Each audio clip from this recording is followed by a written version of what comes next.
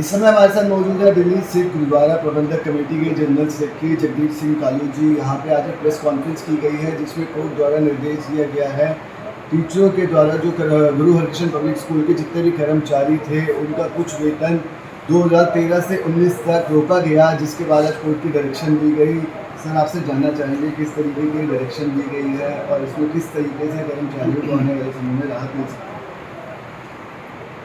देखिए, काफ़ी लंबे समय से जो स्कूल का हमारा स्टाफ है उनकी पिटीशंस थी जो हाई कोर्ट में पेंडिंग चल रही थी, जिसमें उनका 6th पे कमीशन का एरियर वगैरह था, कुछ और उनके अलाउंसेस थे जो पेड नहीं हुए थे।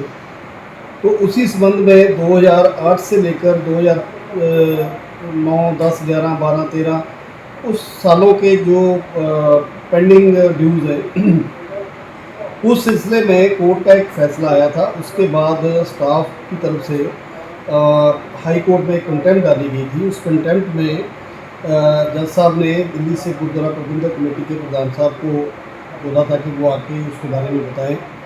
तो पिछली डेट पे जब सारे तथ्य कोर्ट के सामने रखे गए थे, तो उसके बाद जो 2 तारीख को परसों तारीख डेट थी, उस डेट पे सारा ड्यूज़ जो थे किस किस कमेटी के दौरान कितने कितने ड्यूज़ थे वो सारी डिटेल जब जज साहब को दी गई तो उन्होंने इस बात का संज्ञान लिया कि ये ड्यूज़ जो है ये सरना साहब के टाइम के जो उस समय मौजूद थे, प्रेसिडेंट थे, उनके टाइम पे है। तो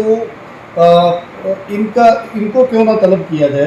तो जज साहब ने कल उसका नोटिस किया है कि अगली तारीख जो 23 जुलाई को है उस डेट के ऊपर अब ये सरना साहब, परमजीत सिंह सरना, रविंदर सिंह सरना, वो वहाँ पे कोर्ट में पेश होंगे और उनसे पूछा जाएगा कि ये जो आपने बकाया है क्यों नहीं दिया पे कमीशन का, क्योंकि ये उनकी जिम्मेवारी बनती थी। तो वो 2006 से लेकर 2013 तक 7 साल प्रधान रहे हैं और उनकी प्रधानगी के टाइम पे ये सारे ड्यूज़ जो है जमा हुए। उसके बाद उसके ऊपर इंटरेस्ट लगा, वो इंटरेस्ट लगने के बाद ह्यूज अमाउंट बन गया। तो ये सारी उनकी जिम्मेवारी बनती है, वो अपनी जिम्मेवारी से भाग नहीं सकते। दूसरी बात कि जब से ये हमारी जो प्रेजेंट कमेटी है जिसमें सरदार रमेश सिंह कालका जी प्रेसिडेंट और मैं जनरल सेक्रेटरी हूँ, हमारी जनवरी 22 के लेकर अब तक हम नियर अबाउट 13 करोड़ स्टाफ को जो पैसे हैं वो दे चुके हैं। इससे हमारी इंटेंशन बिल्कुल क्लियर है। कोर्ट को भी ये बात जो है अच्छी लगी, संज्ञान लिया कोर्ट ने कि हमने अपनी टर्नओवर में बहुत थोड़े से टाइम में इतने पैसे दिए हैं। इसका मतलब ये है कि हम स्टाफ के साथ खड़े हैं, स्टाफ की जो जायज़ मांगे हैं उनके साथ खड़े हैं और स्टाफ को हम उनका बनता हक जो है वो देना चाहते हैं। तो इसीलिए कोर्ट ने उनको नोटिस किया है कि उनके टर्नओवर के दौरान ये इतनी बड़ी रकम जो थी वो बकाया होगी, क्यों नहीं दी उन्होंने, अब ये उनसे जवाब मांगा है।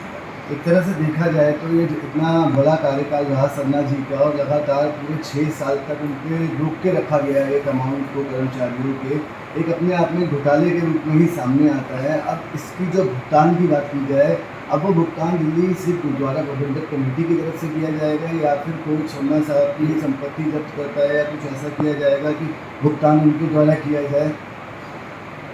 देखिए, ये तो जो कोर्ट का प्रेरोगेटिव है, कोर्ट ने डिसाइड करना है कि क्या करना है। लेकिन ये बात ज़रूर साबित हो गई है, ये सच साबित हो गया है कि ये सरना साहब जो संगत को गुमराह करते थे, जो स्टाफ को गुमराह करते थे, जो मीडिया को गुमराह करते थे और ब्लेम ये प्रेजेंट कमेटी के ऊपर लगाते थे, अब ये चीज़ स्पष्ट हो गई है, क्लियर हो गई है कि इसके लिए सरना बंधु, सरना ब्रदर्स जिम्मेवार थे। इनकी प्रेसिडेंटशिप में, इनके टेन्योर में ये सारा पैसा जमा हुआ, बकाया जमा हुआ स्टाफ का, स्टाफ को इन्होंने दिया नहीं। ये मैं समझता हूँ ये बहुत बड़ा एक, मैं ये कहूँगा कि ये जुल्म है कि आप स्टाफ को उनका बनता हक ना दें। जो आपने फीसें भी ले ली, बच्चों से कलेक्ट भी कर ली, फिर भी आपने पैसे नहीं दिए स्टाफ को। जी, मैं इसी पे आ रहा था। इतना बड़े समय का 6 साल तक एक लगातार फीसें चार्ज की गई, फिर इनसे एरियर तक लिए गए, फीस बढ़ोतरी भी की गई, उसके बावजूद उनको हक नहीं दिया गया। जो स्टाफ दिन रात मेहनत कर रहा है, स्कूल के लिए काम कर रहा है, तो आने वाले समय में क्या लगता है कोर्ट का जब निर्देश आएगा तो उनके लिए कितनी बड़ी राहत की बात है? नहीं, बिल्कुल देखिए, जैसे मैंने पहले बताया कि हम अपने स्कूलों को, स्कूल के बच्चों का, स्कूल के स्टाफ की हमारी सारी ज़िम्मेवारी है और हम अपनी ज़िम्मेवारी से कहीं भागे नहीं, ना ही हम भागेंगे। जो उनका बनता हक है हम देंगे, हम क्रॉस की टेबल भी बैठेंगे स्टाफ के साथ, उनके साथ बैठ के भी इसका हल निकालेंगे। लेकिन एक बात बहुत क्लियर है कि हमारी इंटेंशंस बिल्कुल क्लियर है कि हम स्टाफ को उनका बनता हक जो है वो देना चाहते हैं। और रही बात इनकी, जो इन्होंने किया है उसका, इनको जो जैसा इन्होंने बीज बोया है तो उसका वैसा ही इनको रिजल्ट भी मिलेगा। तो ये थे जनरल सेक्रेटरी श्री जगदीश सिंह कालू जी, जिनका सीधे तौर पर कहना था कि आने वाले समय में भी वो स्कूल के कर्मचारियों के साथ खड़े हैं और उनको जो उनका हक मारा गया है पिछले 6 साल से सरना रोजर्स के टाइम पे जो नहीं दिया गया, वो दिलाने में भी सीधे तौर पर उनके साथ खड़े रहेंगे और उनकी मदद करेंगे। कैमरामैन पिंटर के साथ जथेदार टीवी, द कारपेंच गुरुद्वारा दिल्ली।